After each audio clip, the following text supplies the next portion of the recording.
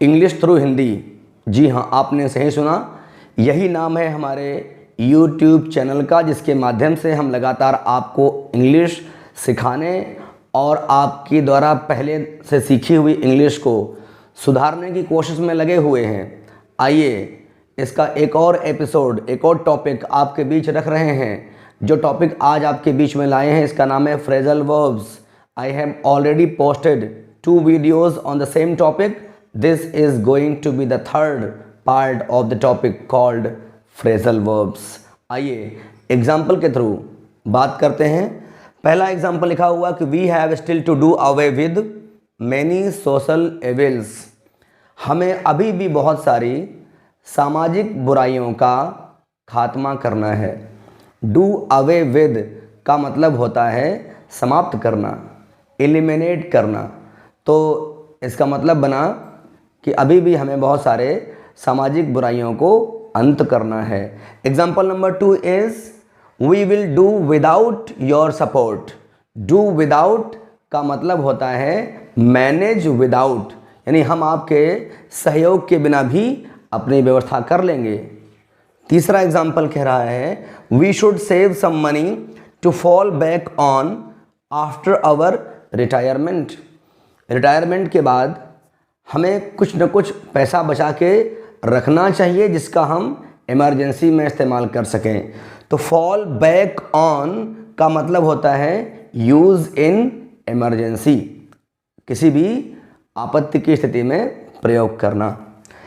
Example number 4 is our coach ordered us to fall in. हमारे coach ने हमको fall in होने के लिए आदेश दिया।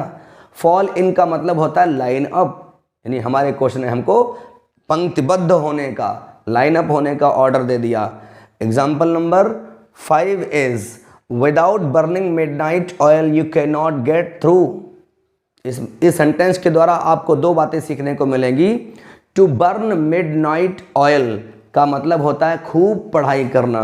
ये उन दिनों की बात है जब हम लोग केरोसिन जला करके, मिट्टी के तेल को लैंप में भर के जला के रात में पढ़ते थे, तब ये एग्जाम्पल था to burn the midnight oil. तो कुल मिला के हमको पढ़ना क्या है, गेट थ्रू।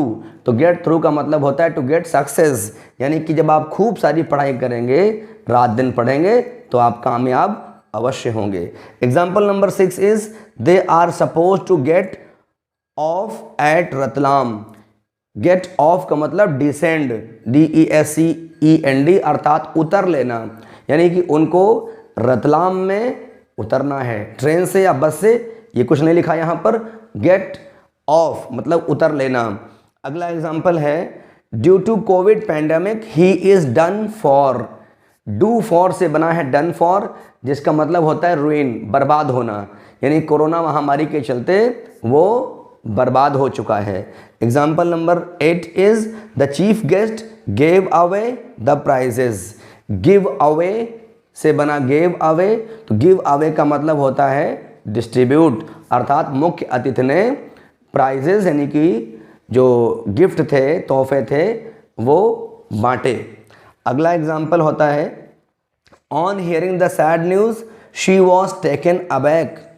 टेकन बना है टेक से, तो टेक अबैक का मतलब होता है टू बी सरप्राइज्ड, यानी कि सैड न्यूज़ पा करके वो बहुत सरप्राइज हो गई, वो भौचक्की रह गई, हक्की बक्की रह गई।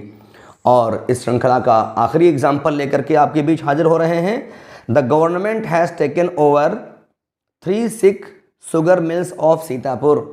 टेक ओवर का मतलब होता है टू एक्वायर कंट्रोल, यानी कि सरकार ने सीतापुर की 3 बीमार चीनी मिलों को अपने कब्जे में ले लिया है। तो टेक ओवर का मतलब to acquire control. So dear friends, my dear students, you are requested to prepare these 10 phrasal verbs, and very soon I will be with you once again with a new topic. Thank you.